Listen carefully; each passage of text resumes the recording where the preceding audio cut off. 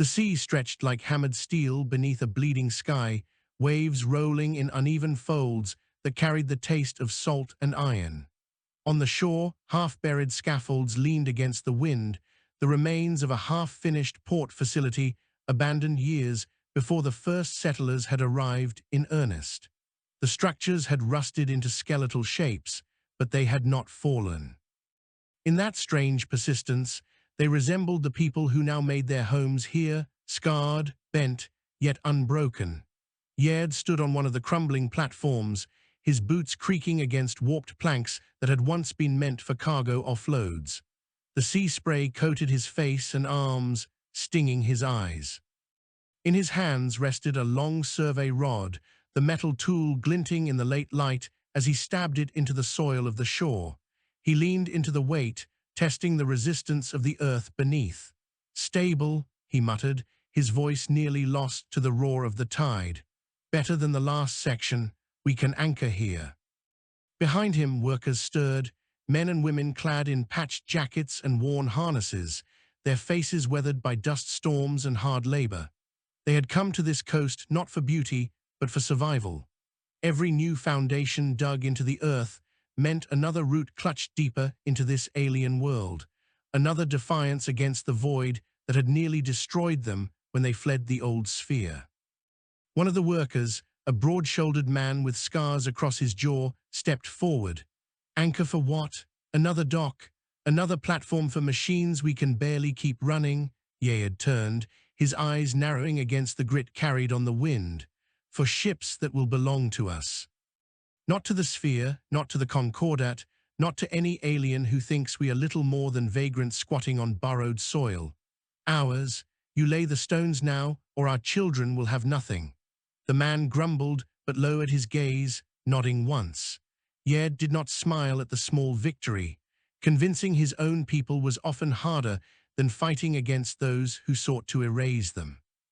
From the hills above the shore, a cluster of young scouts approached, their tunics damp with sweat and dust. They moved with urgency, their footsteps crunching on gravel. A girl at the head of the group raised a hand, calling out, "Yared, signals from the ridge, not ours." He felt his throat tighten. "Show me." They scrambled up the incline, guiding him to a crest where the ground sloped into an open plain littered with fragments of obsidian rock. Beyond that plain rose the fractured ridges of stone that had once been volcanic, twisted into sharp angles by time and erosion. There, on the highest jag of basalt, flickered a pale light, 3 pulses, pause, then 2. Yared's stomach dropped. That was not a natural shimmer of the sun, nor a wandering reflection. It was code, foreign code. The girl beside him whispered, "Do you think it is the Kyrith again?" He kept his jaw firm, though unease pressed against his ribs.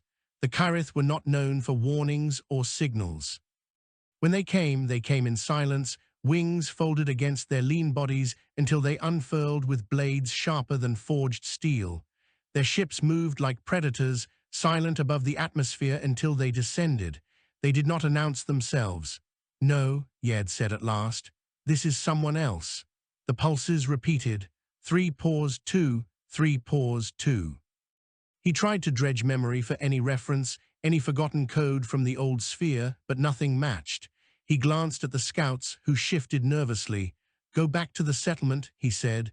"Tell them to prepare, lights doused, defenses manned, and keep the children inside the lower holds." The girl swallowed hard. "And you?" "I will wait," he said simply.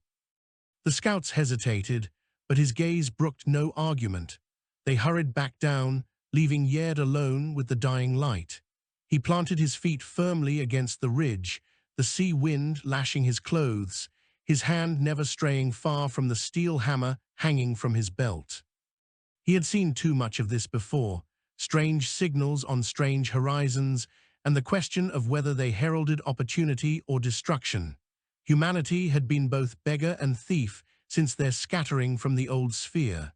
Sometimes traders came, bearing tools or maps. More often, warships came instead, bearing judgment. The signals continued until the sun finally dipped beneath the water, staining the horizon with violet shadows. Then, With an abruptness that set his teeth on edge, the lights ceased. Darkness pressed in. Only the crash of the sea and the rustle of the wind filled the void. Hours later, when he finally descended back to the settlement, the air was thick with smoke from guarded fires. The people huddled in clusters, speaking in low voices, their eyes darting toward the hills. Yared moved among them, his expression grave but calm. Children clung to their mothers. Elderly men polished rusted rifles that had not been fired in years. At the heart of the settlement, near the stone-hewn halls dug into the cliffs, a woman awaited him. She was tall, her hair bound into a tight braid that gleamed like black glass. Her name was Naisha, and she had been chosen as speaker long before Yared's rise as a foreman of labor. "You saw the lights," she said, not asking but stating. "Yes, and you believe it is not the Kyrith." "I believe it is not their style," Yared answered carefully. "But style is no guarantee. It could be new hunters. Or worse, an invitation." Her dark eyes flickered. "An invitation to what? To surrender, perhaps, or to bargain? We cannot know." Naisha drew a slow breath. "The council will convene at dawn. Until then, I want you on the watch." He inclined his head. "As you wish." As the night deepened, Yared climbed once more to the ridge, taking his post as sentinel. Stars crowded the sky, sharper here than they had ever been on the polluted worlds of the old sphere. Among them moved shadows, small, darting, almost imperceptible. And then on the far horizon, a shape appeared. It was no star. It was a vessel, its hull catching faint glimmers of reflected starlight. Larger than anything the settlers possessed, it drifted with purpose. Yared's throat tightened again. He whispered to the wind, though no one could hear, "Another test, another predator at our door." Yet even as fear pricked at the edges of his resolve, another thought stirred, an ember that refused to die, perhaps not a predator, perhaps a chance. He did not know which hope was more dangerous. The dawn revealed the vessel more clearly. It hovered on the edge of the sky, not descending, not departing. Metallic panels glinted in the morning sun. Its silhouette was unlike the sharp spines of Kyrith craft or the oblong shells of sphere relics. This was new. The council gathered in the hollowed chamber, stone walls echoing with the voices of 30 men and women. Yared stood against the edge, his arms crossed, as Naisha addressed them. "You all know what has appeared," she began. "It waits above us, watching. We must decide. Do we prepare to fight, or do we send a delegation?" An old man with pale eyes barked. "Fools talk of delegations. We know how this ends.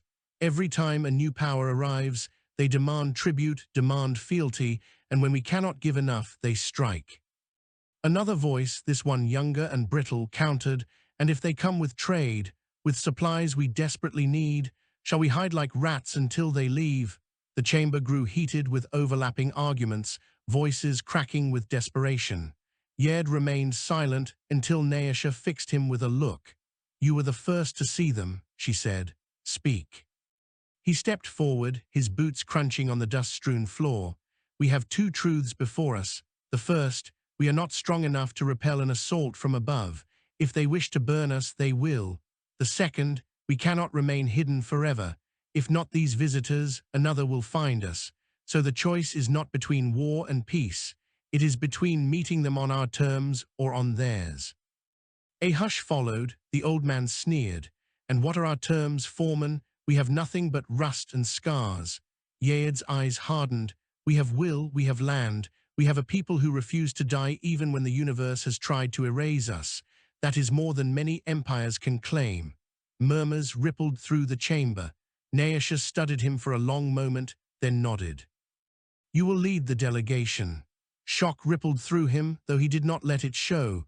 "If that is what you decide." "It is," she said simply. That night, while the people whispered and the fires burned low, Yared prepared. He polished the hammer he carried, though it was more symbol than weapon. He gathered a handful of tools, trinkets, and samples of soil and stone, tokens of what humanity had carved here. He did not know if they would impress or amuse the strangers, but they would serve as proof of one thing: they belonged to this world. When the dawn came again, he stood on the shore, gazing at the vessel above. Its form shifted, panels unfolding like petals of a steel flower. A beam of pale light lanced down, striking the water near the coast, and a smaller craft descended along its path. The people gathered at a distance, breathless. Yared did not look back at them. He fixed his gaze forward as the craft touched the waves, hissing steam rising from its underside. The hatch opened. Figures emerged, tall, thin, draped in flowing metallic cloth that caught the light like liquid mercury. Their faces were hidden behind masks shaped into serene visages, unblinking and perfect. Yared stepped forward, alone. His heart pounded in his chest, but his stride did not falter. He planted his boots in the sand, raised his chin, and spoke the words that had burned in him since the moment he first set eyes on the signals. "You have come to our home. Know this, we are not prey. If you wish to speak, we will listen. If you wish to trade, we will trade. But if you come to take, you will find us hard as stone, and you will bleed for every root we have planted." The masked figures regarded him in silence. Then, slowly, the tallest one inclined its head. And though no words passed, Yared felt a tremor of recognition. This was the beginning. The masked figures stood unmoving on the sand, their metallic garments rippling faintly with the ocean breeze. Behind them, the smaller craft hummed with a low vibration, its hull pulsing like the gills of some mechanical leviathan. Yared tightened his grip on the hammer at his belt, though he knew it was useless against machines that had crossed the void between stars. Still, the weight grounded him. The tallest of the strangers raised an elongated hand. From the air near its palm unfolded a device no larger than a stone, its surface smooth and dark. It hovered, spinning slowly, then glowed with a faint inner light. A voice spilled from it, flat, precise, but speaking in words that Yared could understand. "Designated humans," it intoned. "We are of the Solvine assemblage. This world is recorded as unclaimed. Explain your presence." Murmurs rippled through the settlers who watched from the ridge. Yared kept his stance firm, refusing to let the weight of those words press him down. Designated humans, not people, not kin, just a category in their lexicon, a box to be sorted, a resource to be tallied. "We came here," Yared said evenly, "because the void left us no choice. Our homes were taken, our fleets scattered. We have endured fire and hunger to plant our lives into this soil. It is not unclaimed, it is ours." The device hovered closer, emitting a low hum as though recording. The strangers did not move, yet Yared felt the sharpness of their hidden gazes. Finally, the voice replied, "Your claim is unrecognized. Assemblage records confirm no charter, no recognized pact, no sanctioned settlement. You are, by definition, illegal occupants." Yared's teeth clenched. "Illegal to whom? To the Solvine, to your councils, your registries. We do not live by your laws. We live by the sweat in our hands, the stones we cut, and the children we raise. This ground is ours by the price we have paid in blood." The pause that followed stretched long. Then, with unsettling calm, the voice answered, "Defiance noted. Our protocols require determination of classification. You will accompany us." Two of the figures stepped forward. They did not draw weapons, but the suggestion of force was unmistakable in the smooth precision of their movements. Yared did not step back. Instead, he slowly raised his hand to the ridge where his people stood. Neasha's eyes blazed as she met his gaze. The others behind her shifted, rifles and spears raised, but Yared gave a small shake of his head. "Not yet, not here." He turned back to the strangers. "I will go, but only me." The tallest figure inclined its mask slightly as though considering. "Acceptable." The smaller craft hissed open once more. The figures gestured for him to enter. Yared felt the weight of every stare behind him, the fear and the hope mingling in the hearts of his people. He touched the hammer at his belt once, not in threat, but in reminder, then stepped onto the ramp. Inside, the air smelled of cold metal and ozone. The walls curved in seamless arcs, glowing faintly with embedded veins of light. The hatch sealed behind him with a hiss that felt final. The craft rose, a sudden force pressing him to the floor. Through a narrow viewport, Yared saw the world fall away, his people shrinking to dots on the sand, the ocean rolling out in endless steel-blue waves. The sky darkened into black, and stars burned sharper than blades. The vessel that had hung above them now loomed vast. Its hull stretched like a continent of silver, patterned with lines that shifted and flowed like rivers of mercury. As the craft approached, ports opened across its underside, yawning like mouths. They slid into one, swallowed whole. Yared's chest tightened. For all his defiance, he felt small, smaller than he had ever felt, even as a child fleeing the ruins of the old sphere. Yet even here, surrounded by alien grandeur, he whispered to himself, "This is still our tomorrow. They cannot take it if we refuse to give it." The smaller craft docked. The hatch slid open, revealing a corridor that gleamed with sterile light. The masked figures guided him forward. Their steps made no sound. After what felt like an eternity, the corridor widened into a chamber. It was circular, its walls lined with panels that shifted like living metal. At its center rose a dais, upon which floated a construct that was neither creature nor machine, but some unsettling hybrid. It resembled an orb wrapped in delicate latticework, with streams of light coursing through its veins. When it spoke, the voice emerged not from a device, but from the chamber itself. Human entity. Designated Yared, foreman of settlement, you stand before the arbiter node of the Solvine assemblage. Yared squared his shoulders. "I stand as a representative of my people. Speak your purpose." The lattice orb pulsed, streams of light flashing like heartbeat. "Purpose, assessment. Your species is recorded as fractured, dispersed, diminished." Question: do you possess value to warrant recognition? Yared's mouth went dry. Value? To whom? To your assemblage, to the continuum of civilizations, the arbiter corrected. Species without value are recycled. Species with value may be permitted to exist within structured order. Clarify, what function do humans serve? Rage flared hot in Yared's chest. He thought of the long nights building shelters from jagged stone, of children's laughter echoing in hollowed caverns, of elders teaching songs from worlds long lost. He thought of the dead they had buried beneath this alien soil, the sacrifices that had given them a foothold. "We are not tools to be measured in your ledgers," he said, his voice low but hard. "We are not functions, we are life. We are defiance, we survive where others would wither. We build where the ground is poisoned. We endure when the void itself seeks to erase us. That is our value." The orb pulsed again. For a moment, silence hung like a blade. Then it spoke. Unverified claim, demonstration required. The floor beneath him shifted. Panels opened, revealing a circular platform that began to rise.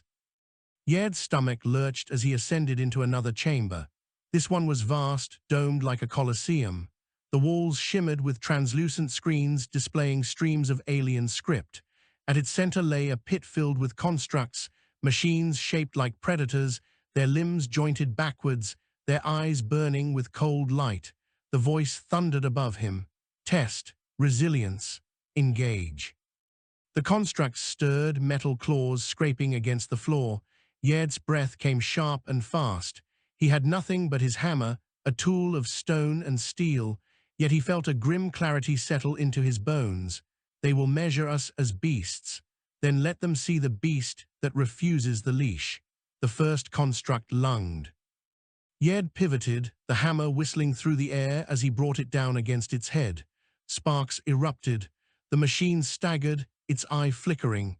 He ripped the hammer free and swung again, shattering the lens in a spray of shards. Another leapt from behind. He twisted, barely ducking beneath its claws. Pain flared as the edge scraped his shoulder, but he drove forward, slamming the hammer into its joint. The limb buckled, the machine collapsing with a shriek of grinding gears. Adrenaline burned through him. He roared, each strike fueled not by desperation, but by fury, for every exile, every grave, every child who had looked to him with hungry eyes. When the last construct lay smoking, Yared stood drenched in sweat, his chest heaving. His hammer was dented, its edge chipped, but it had endured. The voice returned, colder now. Observation, resistance confirmed. Efficiency, low, durability, notable. Conclusion, humans possess survival function. Potential classification, provisional recognition. Yared spat blood onto the floor. "We do not need your recognition. We claim our worth ourselves. The chamber fell silent. For the first time, Yared thought he heard something behind the arbiter's words, not contempt, not approval, but something he could not name. Curiosity, perhaps. He was escorted back through the corridors, back to the smaller craft. As it descended once more toward the world below, Yared caught sight of the settlement spread across the cliffs and shores. Tiny, fragile, yet alive. The craft landed. The hatch opened. He stepped out, the salt air rushing into his lungs, the shouts of his people rising as they swarmed forward. Naisha pushed through them, her eyes scanning him for wounds. "Well?" she demanded. Yared met her gaze. "They came to judge us. They wanted to know if we had value." Her jaw tightened. "And," he lifted the hammer, battered but unbroken, "I showed them." The people erupted into cries, not of fear, but of pride, fierce and burning. They had been weighed, yes, but they had not been found wanting. Yet as Yared looked once more toward the horizon, where the Solvine vessel still hovered like a silver god above the sea, he felt no triumph, only the tightening of storm clouds. The assemblage had seen them now. The question was not whether they would return. The question was what they would demand when they did, and whether humanity could ever give it without breaking. The Solvine vessel did not leave. For 3 days it lingered above the horizon, a silver shape that caught the sunlight by day and glowed faintly by night, like a star that refused to move. Its presence weighed on the settlers like a storm cloud that never broke. Some whispered that it was a blessing, that recognition by a great assemblage would mean trade, protection, perhaps even passage to safer systems. Others whispered of conquest, of chains and assimilation, of humanity reduced to a subservient species catalogued in an alien ledger. Yared walked among them each dawn and dusk, his shoulders heavy with the eyes that followed him. He had faced the arbiter, fought its machines, spoken words of defiance into its cold voice. Yet he felt no victory.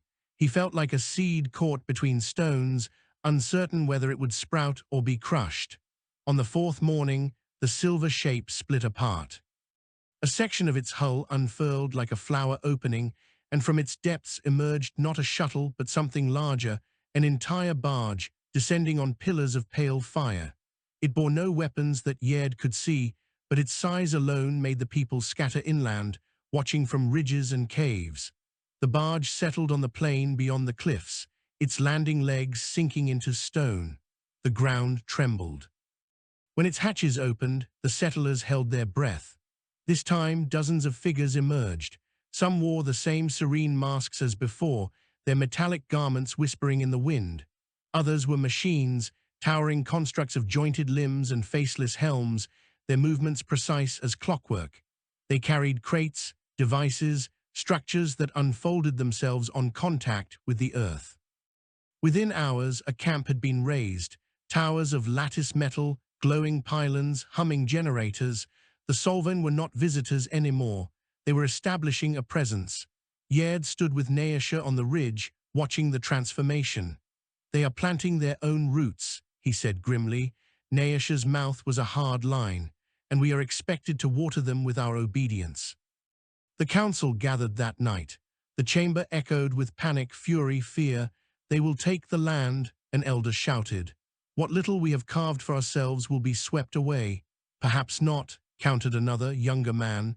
"If they recognize us, we could share in their strength. They have resources, technologies, things we desperately need. To resist may doom us." "They are invaders," spat a woman with a scar across her cheek. "I will not let my children grow up as their servants." Yared listened as voices clashed like blades. He saw the cracks deepening, fault lines that could shatter them from within before the Solvine even raised a hand. At last, Naisha silenced them with a single raised palm. "Enough," she said. "We cannot decide in panic.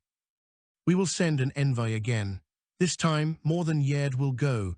We will see what the Solvine intend before we choose whether to bow or bare our teeth." Yared did not argue, though unease stirred in him. He had glimpsed the cold logic of the arbiter. He doubted that it thought in terms of coexistence. The next morning, Yared, Naisha, and 2 others, an elder named Arto and a young scout named Muran, walked down into the plain. The settlers watched from the ridges, their silence heavy with expectation. The Solvine camp shimmered with alien light. Towers pulsed softly, machines moved in seamless patterns, and masked figures glided through the air as if unbound by weight. When the humans approached, a cluster of them turned. Their leader, marked by a mantle of brighter metal, raised the same hovering device as before.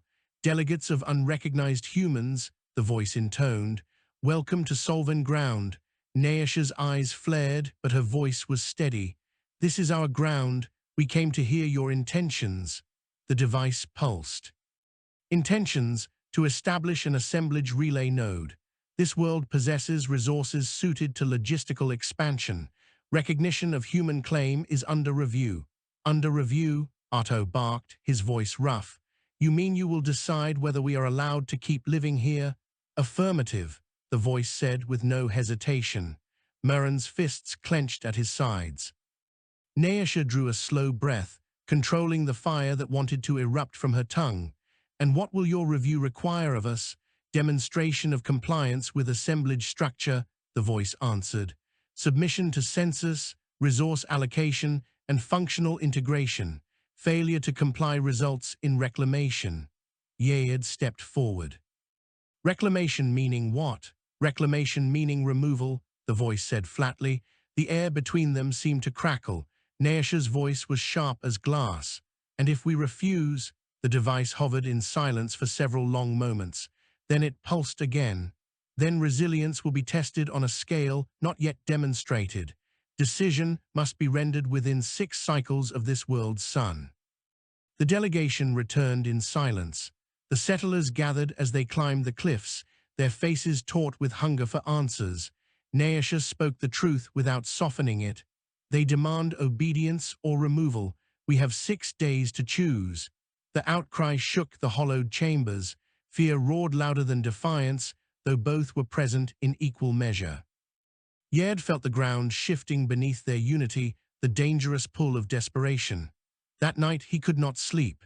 He walked the shoreline alone, the waves crashing against the stone. Above, the Solvine vessel gleamed like a cold eye, and beyond it stretched the endless stars. We are ants beneath their heel, he thought bitterly, and yet we cannot run. There is nowhere left to go. This ground is all we have left. If we lose it, we lose ourselves. Footsteps crunched behind him. He turned to see Murren, the young scout, his face drawn tight.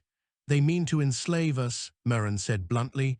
You saw it as I did. There will be no trade, no peace, only chains. Yared studied him.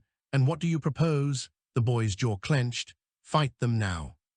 Strike their camp before they build stronger. Destroy their relay before it roots itself. Better to burn than to bow. Yared's throat tightened. He saw fire in Murren's eyes, the same fire that had burned in him when he was younger, when he had first seen his people hunted from world to world. But he also saw recklessness. To strike them now is to invite our own extinction, Yared said. Their machines will crush us. Their vessel above could erase us in moments. Murren's voice trembled with rage. Then what? Wait for them to strip us piece by piece? Watch our children catalogued like insects? Yared had no answer. The next days passed in torment. The Solvine expanded their camp with terrifying efficiency. Towers rose higher, machines churned out structures in perfect symmetry. The settlers grew restless, splitting into factions, some whispering that obedience might spare them, others sharpening blades in secret. On the 5th day, disaster struck. A hunting party of youths, emboldened by anger, crept into the plain under cover of night. They carried firebombs, crude but fierce, intending to burn the Solvine pylons, but they were seen. When dawn came, the settlers awoke to see the barge camp arrayed in formation. At its front stood the masked figures, and before them, bound in shimmering cords of light, were 3 human youths, faces bloodied, eyes wild with terror. The device hovered again, its voice carried across the cliffs like a storm. Violation detected. Humans attempted sabotage. Demonstration of assemblage consequence will now proceed. Yared's blood turned to ice. He sprinted down the slope before Naisha could stop him, his hammer in hand, his heart pounding like war drums. Wait, he roared. They are children, do not do this. The tallest Solvine figure turned its mask toward him. The voice replied, calm as ever. Correction, they are classified as human entities. Age is irrelevant to function. Sabotage is not tolerated. Demonstration will proceed. The machines raised their arms, blades of pure light ignited, humming with lethal promise. The settlers screamed from the cliffs. Naisha's voice cracked as she shouted Yared's name, and Yared, chest burning, knew he had reached the point of no return. He had spoken defiance. He had endured their trials. He had told his people they were not prey. Now the Solvine sought to make liars of them all. He gripped the hammer until his knuckles split. If you kill them, he growled, then know this, you have declared war on us. You will find no submission, no compliance, only fire, only resistance. Kill them and you will never break us. The silence that followed was absolute. The machines froze, blades humming inches from the youths' throats. The masked figure tilted its head. Slowly it lowered its arm. The blades flickered out. The device pulsed. Statement recorded. Resilience noted. Judgment deferred. The cords of light vanished. The youths collapsed, sobbing. The machines withdrew. Without another word, the Solvine turned and glided back into their camp, leaving the humans trembling in their wake. Yared staggered to the children, helping them to their feet. His heart pounded with fury, relief, and dread. He knew what had just happened. The Solvine were not merciful. They were curious. They had spared the children not out of pity, but to see how the humans would respond. To test the boundaries of defiance. As he lifted his eyes to the silver vessel still glimmering above, Yared felt the truth like iron in his gut. This was no negotiation. This was no review. This was a crucible. The air in the settlement was different after the children were returned. No one spoke of mercy. No one believed the Solvine capable of such a thing. Instead, a darker certainty seeped into the stone halls and firelit caverns, the certainty that the Solvine were playing with them, probing them like a beast testing prey before the kill. The people moved like ghosts, whispering in corners, sharpening blades in silence. Mothers held their children closer, the old muttered prayers that had no gods left to hear them. Every dawn, the sight of the silver ship in the sky twisted their stomachs tighter. Every dusk, the glow of the alien camp on the plain seemed brighter, more permanent. Yared had no peace. He carried the hammer with him always, even into the chambers of council, where the air grew more heated by the day. "They will not stop," said Arto, the elder whose voice had grown sharp as a knife. "Every cycle they push deeper, and every cycle we lose ground. We must strike first. We must destroy their camp before it becomes a fortress." "And then what?" Naisha countered. "They have a ship above that could melt this continent to glass. Do you propose we bring fire down upon our own heads?" Arto's pale eyes burned. "I propose we remind them that we are not insects to catalogue. We will bleed them until they regret setting foot on this world." Others joined the chorus, some demanding defiance, others insisting on patience. A few even argued for submission, their voices trembling with the weight of children they did not want to see orphaned.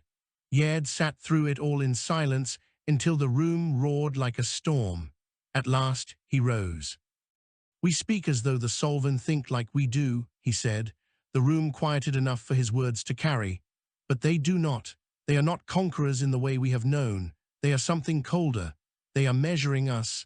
Every act of ours, every word, every breath, we are part of their calculation. If we burn their camp, they will tally it as savagery. If we submit, they will tally it as weakness. We must show them something else, something that does not fit their ledgers." Arto sneered. "And what is that? You speak in riddles, foreman." Yared's eyes hardened. "We show them that we are more than what they expect, that we can endure without breaking, fight without being consumed, build even as they try to tear us down. We show them humanity cannot be reduced to a function." The chamber fell silent, though the silence was not agreement. It was the silence of doubt, of people unsure whether such a path was even possible. That night, Yared sat on the ridge, staring at the silver vessel. His body ached from the battle in the Colosseum, from the endless weight of leadership. His mind burned with the image of the children bound in light, their faces pale with terror. He whispered into the wind, "How do you fight something that does not see you as alive?" The wind gave no answer. The Solvine escalated on the sixth cycle. Without warning, their machines crossed the plain and began to erect pylons on the edge of the cliffs, within sight of the settlement itself. The settlers awoke to the grinding of alien drills, the pulse of energy generators sinking into their soil. Panic swept the people. Families fled into the hills, carrying what little they could. Hunters raised rifles, their fingers twitching on triggers. Children wailed. Yared and Naisha descended to the machines, shouting for them to stop, but the masked figures did not even turn. The pylons sank deep, glowing veins of light spreading across the ground like roots of fire. When Yared hurled a rock at one of the pylons in fury, the air shimmered. A wall of force threw him backward, slamming him into the dirt. He staggered to his feet, chest heaving, but Naisha's hand on his arm held him back. "They want us to lash out," she hissed. "They want us to prove ourselves violent, uncontrollable. That will be their excuse." He spat blood into the soil, but he did not strike again. By nightfall, the pylons formed a circle around the cliffs. A lattice of energy hummed between them, rising into the sky like a shimmering cage. The settlement was trapped beneath it, cut off from the plain, from the horizon, from escape. The people gathered in the hollowed chamber, their faces pale in the torchlight. Fear thickened the air, some wept openly, others cursed. Arto's voice thundered above them all. "This is no longer a question of choice," he said. "We are pennied like animals. If we do not break free now, we will never be free again." Shouts of agreement filled the chamber. Men and women raised fists, demanding action. Naisha's voice cut through them like a blade. "And if we fight, how many of our children will burn? How many of our elders will fall? Do not mistake bravery for recklessness." "They have already condemned us," Arto snarled. "Every hour we delay, the noose tightens. Better to die standing than kneeling." All eyes turned to Yared. He felt their weight like a mountain pressing on his chest. He rose slowly, the hammer heavy in his hand. "We cannot fight them as we would fight other men," he said. "We cannot win by force, but neither can we yield. There is another path." "What path?" Arto spat. Yared's gaze swept the room. "We use their hunger against them. They want to measure us, to fit us into their order. Then we show them a face they cannot define. We show them unity where they expect fracture, creation where they expect only destruction. If we build while they try to break, if we endure without submitting, then they will see what they cannot erase, that we are not prey, not tools, not functions. We are a force that does not fit their world." A hush followed. Some stared at him as though he were mad. Others looked away, unwilling to believe in anything but violence, but Naisha's eyes burned with a quiet fire. "You would build beneath their cage?" she asked. "Yes," Yared said. "We build, we farm, we sing, we live as though their chains do not exist. That is defiance they cannot measure." The chamber held its breath. Slowly, Naisha nodded. "So be it." The next days were a crucible of will. The settlers rose at dawn and worked the fields within the cage, tilling the soil, planting what seeds they had saved. Carvers shaped stone into tools. Children were set to tasks, not hidden away in fear, but taught to carry baskets, to grind grain, to sing old songs as they labored. Fires burned at night, not in secret but openly, their smoke curling defiantly into the sky. The Solvine machines watched. They did not interfere, but Yared felt their gaze always, the cold weight of judgment pressing down. On the third day, the Solvine acted. A column of their masked figures entered the settlement, gliding past the farmers and carvers without a word. They gathered at the central square, where the settlers had raised a crude stone monument to their dead, a pile of carved names etched by hand. Without hesitation, the Solvine began dismantling it. The settlers froze. Rage burned in their eyes. A woman screamed. A man rushed forward with a blade, only to be thrown backward by an invisible force. Yared shoved his way through the crowd, heart pounding. He stood between the monument and the masked figures, raising his hammer high. "No farther," he growled. The device hovered. The voice spilled forth. "Assemblage directive. Unauthorized structures must be removed. This monument is inefficient. It serves no function.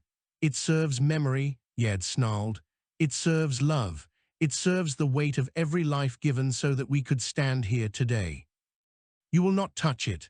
The air shimmered, the force field pressing against him, but he stood firm, the hammer planted like a banner. Behind him, voices rose. Settlers stepped forward, men and women, young and old, forming a wall of flesh and bone before the monument. Their hands were empty, their eyes fierce. "This is ours," Naisha said, her voice ringing like steel. "It may mean nothing to you, but it means everything to us, and if you try to take it, you will have to cut through every one of us." The silence stretched. The masked figures did not move. At last they withdrew, gliding back through the settlement without a word.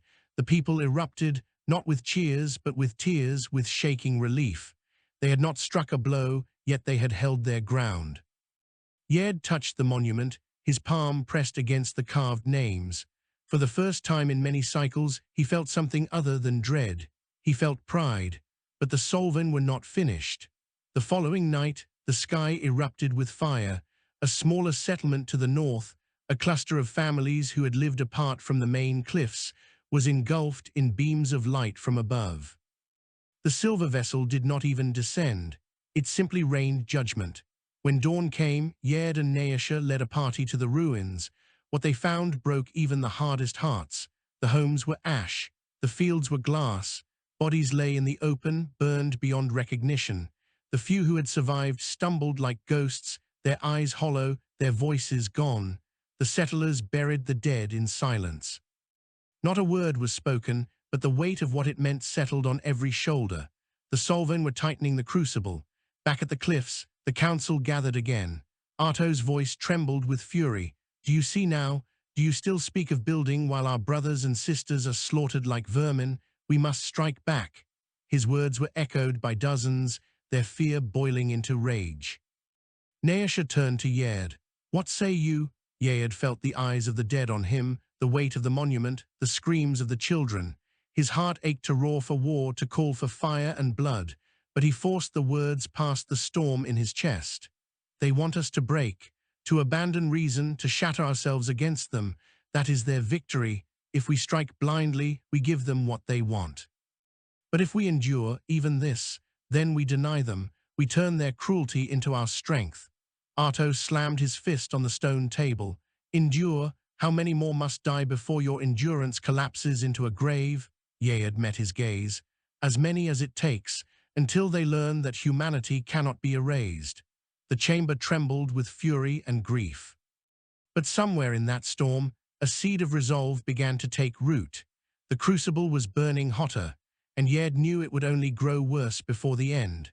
The northern settlement still burned in the minds of the people long after its ash cooled. For 3 days, the survivors stumbled through the cliff dwellings, taken in by families who barely had food for themselves. Children clung to strangers, too traumatized to cry. Men who had once laughed at feasts sat staring into the fire, silent and broken. The scent of charred flesh clung to their clothes. The monument to the dead grew larger. New stones were etched, names added by shaking hands. Each carving was a wound, each mark a scar. And yet the settlers did not abandon Yared's vision. They planted still. They carved still. They raised new beams of wood into place for gathering halls, hammers ringing against stone. Their defiance took the shape of creation. The Solvine did not interfere. Their ship remained a silver wound in the sky, their pylons humming at the cliff's edge. Their silence was not mercy, it was calculation. But calculation cut both ways. Arto came to Yared on the 4th night, eyes burning in the firelight. "Enough," he said. "You ask for endurance, we have endured. But endurance without teeth is only waiting to die. They will not stop until all of us are ash." Yared kept his gaze on the fire. "You think to fight them with rifles and knives? You saw what their ship can do." Arto leaned closer, his voice low and fierce. "Then we do not fight their ship. We fight them here, where they stand on our ground. We bleed them until their vessel is useless. You have inspired the people to build. Now let them fight for what they have built." Yared was silent for a long time. His heart warred with itself, torn between the hammer and the soil, between fury and resolve. Finally, he said, "What do you propose?" Arto's smile was grim. "A trap. They come to dismantle what we raise, then we give them something to dismantle and bury them beneath it." The plan was whispered in secret, passed from mouth to mouth, hidden even from some of the council who feared rashness. At the edge of the settlement, near the pylons, the settlers began to construct a towering arch of stone and timber. Officially, it was a gateway, a symbol of endurance. To the Solvine, it would appear as another monument to be torn down, but within the arch, they hollowed chambers, packed with black powder and oil. Blades were set in sockets, ready to collapse with deadly weight. Hunters dug tunnels beneath, weaving them with sharpened stakes. Children were kept away. Women carried stones as if they were building yet another hall. To outside eyes, it was no different than their endless carving and raising. But beneath the surface, war coiled like a serpent. Naisha confronted Yared when she discovered the plan. Her face was hard, her voice sharper than any blade. "So you bend to Arto's hunger for blood after all?" Yared met her eyes. "I bend to the truth. We cannot endure forever. If we do nothing, they will kill us piece by piece until there is nothing left. We must show them that even here, on the edge of their power, they bleed. And when they respond with fire from the sky," she demanded. "Then let them," Yared said. "Better to be ash together than cattle forever." Naisha's breath trembled, but she did not argue further. Her silence was heavier than her words. On the 12th cycle after the cage was raised, the Solvine descended again. A column of their masked figures glided into the settlement, drawn as expected to the towering arch. Their machines hummed, their scanning beams flickering across the timber and stone. Settlers gathered in the square, feigning fear, holding back trembling hands that longed to grasp hidden blades. The hunters crouched in the tunnels beneath, torches ready to drop. Arto stood with them, his knife gripped so tightly the bone handle cracked. Yared stood at the front, hammer in hand, his chest a drum of thunder. He watched as the first Solvine approached the arch, raising its skeletal hands to dismantle. The signal was given. A torch fell. Fire roared through the hollow chambers. The arch split with a sound like thunder, stone and timber collapsing in an avalanche. Blades sheared downward, slicing into the gliding figures. Black powder ignited, a shattering blast ripping through the square. The earth shook. Settlers screamed, half in terror, half in rage. Smoke billowed black and choking. When it cleared, the arch was a ruin, and among the wreckage, Solvine bodies lay broken. Masked figures twitched on the ground, limbs shattered, ichor spilling like silver fire. For the first time, the settlers saw their enemy bleed. A roar erupted from the crowd. Men and women surged forward, blades flashing, striking the fallen. Hunters burst from tunnels, spearing stragglers, dragging down machines. It was chaos, a storm of flesh against alien steel. Yared waded into it, hammer swinging, crushing the mask of a staggering Solvine into shards. He felt its bones break beneath the blow. He felt alive, terrible, and righteous. But victory was never meant to last. The air split with a shriek. From above, the silver ship answered. Beams of light stabbed downward, scorching the square. Stone melted, timber vaporized. Settlers screamed as the ground was torn apart. The monument to the dead cracked and collapsed. "Fall back," Naisha screamed, her voice raw, dragging children toward the tunnels, but the people did not fall back. Rage consumed them. They hurled stones, blades, their very bodies at the surviving Solvine. Some were cut down where they stood. Others dragged their enemies down with them into the fire. Yared fought until his arms bled, until his breath was fire, until the hammer was slick with ichor and blood. But even as the Solvine fell, more beams rained from above, and the square became a slaughter. At last, Naisha seized his arm. Her face was streaked with ash and tears. "If you stay, you die for nothing. They will erase all of us. We must retreat." Yared's chest heaved. He saw the bodies, the ruin, the smoke rising into the sky like a signal of doom. He wanted to die there, to go down with the hammer in his hand, but he saw the children in the tunnels. He saw the women carrying the wounded. He saw the survivors who still clung to life, and he forced himself to turn. The settlers fled into the caverns, the earth swallowing them as the ship's beams scoured the surface. The cage of pylons still hummed, but its power wavered, disrupted by the black powder blast. Gaps flickered in the shimmering walls. Through one of those gaps, some hunters slipped into the hills, vanishing into the dark. Others stayed behind, refusing to run, hurling themselves against the machines in a final act of defiance.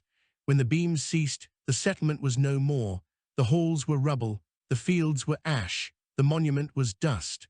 The towering arch was a blackened ruin.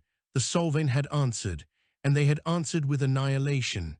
In the deep caverns, the survivors gathered, hollow-eyed and trembling. Smoke clung to their hair, blood to their hands. Arto sat with his knife, the blade broken, his face streaked with grime. His triumph had turned to ash in a single hour. He looked at Yared with something close to hate.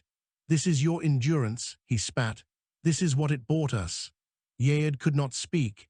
His body was broken, his mind aflame. He sank to his knees, the hammer slipping from his grasp. But Naish's voice rose in the dark. "They think they have broken us," she said, her voice raw, ragged. "They think we are done, but look around you. We still breathe, we still stand. As long as one of us lives, their fire has not won." Her words were not greeted with cheers, but they lit embers in the eyes of the people, faint but real. Yared raised his head, though it felt as heavy as stone. He looked at the hammer lying on the cavern floor. He thought of the monument gone to dust. He thought of the children's faces, the Solvine's ichor, the fire from the sky. And he whispered, half to himself, half to the void, "Then we make a new way, one they cannot burn." The words were quiet, but they carried. And in that moment, though their world lay in ruins, humanity had not yet surrendered. The caverns smelled of ash and damp stone. The people huddled together in silence, their numbers diminished by half. Children clung to soot-streaked mothers. Hunters bound wounds with strips torn from their own clothing. The hammer lay at Yared's side, its head still stained with ichor that shimmered faintly in the firelight. No one spoke of victory, no one spoke of defeat. They were past both. The Solvine did not descend again that night. Their ship lingered in the sky, a cold silver eye watching. The humming pylons around the cliffs flickered but did not fail. It was a cage cracked, but still a cage. Yared felt every gaze upon him, some burned with blame, others with desperate hope. Arto's eyes were knives, accusing him of bringing ruin. Naish's eyes were fire, urging him not to collapse. At last Yared rose. His voice was hoarse but steady. "We are not done," he said. The chamber stirred, faces turned. "They think they have broken us," Yared continued. "They think we are ash, but we are still here. And while we still breathe, we are not finished. We do not fight only for our homes. We fight for the truth of what it means to be human. They cannot burn that." A murmur rippled through the survivors. Children lifted their heads. Hunters clenched fists. Even Arto's scowl faltered, if only for a heartbeat. "What do you propose?" Naisha asked, her voice low. Yared's gaze swept the chamber. "We strike not for blood, but for the heart. Their ship is their eye, their power. As long as it hangs above us, we are cattle, we must blind it." Gasps spread. Arto laughed bitterly. "Blind it? With what? Rocks and blades? You think to topple the sky?" Yared lifted the hammer. Its shadow stretched long across the cavern wall. "We topple it with what they cannot measure, with what they cannot erase. With every hand, every breath, every scrap of will we have left. We take the fire they gave us and we turn it against them." The plan was madness. But madness was all they had left. For days, the survivors worked in secret. Hunters raided the wreckage of the square, scavenging shards of Solvine machines, fragments of pylons, coils of humming metal. Carvers shaped stone into casings. Women melted scrap into molds, reforging tools into weapons. The greatest risk lay in the black powder. Barrels hidden deep in the caverns were dragged forth, their stench filling the air. Every grain was precious, every spark deadly. Children carried handfuls in baskets, their faces grave as elders. The plan was simple, if simplicity could ever bind such desperation: build a weapon large enough to wound the ship above. A crude cannon, carved from stone and bound with steel, packed with powder and scrap metal. A spear flung at the sky. Failure meant death. Success likely meant death too, but it would be death with teeth. Yared worked alongside them, hands blistered, muscles screaming. He drove wedges into stone, hauled barrels with his back bent. He bled with them, sweated with them, wept with them when a child dropped a basket and the powder spilled like wasted hope. Naisha was everywhere, binding wounds, singing old songs to keep the rhythm of the labor, whispering fire into the weary.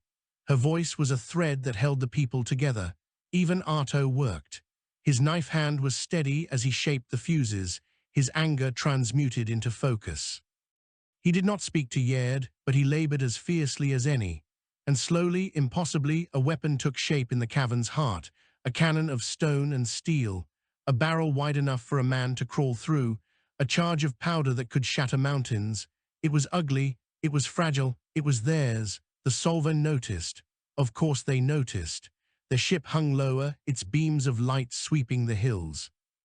Machines prowled the plains, searching, but the settlers kept their work hidden beneath the earth, their fires banked, their tools muffled. On the 12th night, the cannon was ready. The survivors gathered around it, their faces lit by flickering torches. The air was heavy with powder and fear. Yared stood at the muzzle, his hands black with soot, his hammer at his side. He looked at the faces, worn, scarred, resolute. He thought of the children taken and returned, of the monument torn down, of the northern settlement burned to glass. He thought of the Solvine voice declaring them inefficient, and he felt something deep in his chest ignite. "We have no ship," he said, "no fleet, no empire, we have only this, but this is enough." Because it carries not just powder and stone, it carries every soul that has lived and bled for this world. It carries humanity itself, and humanity cannot be erased. The chamber shook with voices, not cheers, but a rising cry that was half fury, half prayer. Naisha stepped forward, pressing a hand to his chest, then let it fly. The cannon was dragged through tunnels to a hidden fissure overlooking the plain. The gap in the pylons flickered faintly there, a wound in the cage left by the black powder blast weeks ago. Through it, the silver ship gleamed against the stars. Hunters packed the barrel with scrap and stone. Arto lit the fuse with hands steady as stone. Yared gripped the hammer in both hands, standing at the forefront, his heart pounding like a drum. The fuse hissed, sparks raced, the cannon roared, the blast shook the earth, deafening, blinding, fire and smoke belched forth. A spear of iron and stone streaked into the sky, trailing fire. It struck the silver vessel. For a heartbeat, nothing, then light blossomed. The ship reeled, its sleek surface torn open, flames bursting from the wound. A sound like thunder split the night as debris rained down, crashing into the plains below. The settlers screamed, not in fear but in triumph. For the first time, the eye in the sky bled. The Solvine answered. Beams of fire lanced downward, scorching the fissure. Stone shattered, tunnels collapsed. Hunters screamed as light tore through them. "Back!" Naisha cried, dragging children into deeper passages, but Yared did not retreat. He stood at the fissure's edge, hammer raised high as the ship burned above. He roared into the night, a sound torn from the depths of humanity itself. "This is ours, this will always be ours." The hammer gleamed in the firelight, a defiance no beam could erase. The survivors fled deeper as the earth shook. The ship above faltered, its beams wild, its engines failing. With a final roar, it tore itself from the sky, trailing fire. It crashed into the far mountains, a star dying upon the horizon. Silence followed, real silence. The pylons flickered, then went dark. The cage collapsed. The sky was open once more. The survivors stumbled into the dawn. The air was thick with ash and smoke, but above them the stars burned free. Yared stood among them, his hammer heavy in his hand, his body broken with burns and wounds, but his eyes were steady. "They thought to erase us," he whispered, "but we remain, and as long as we remain, humanity will endure." The words carried through the crowd. They became a murmur, then a chant. Then a roar that shook the cliffs and echoed across the plain. Humanity had faced the fire of the Solvine and endured, not with ships, not with fleets, not with empires, but with will, with unity, with defiance that could not be measured. And in that dawn, it was clear, the Solvine had come to judge. but it was humanity that had passed judgment.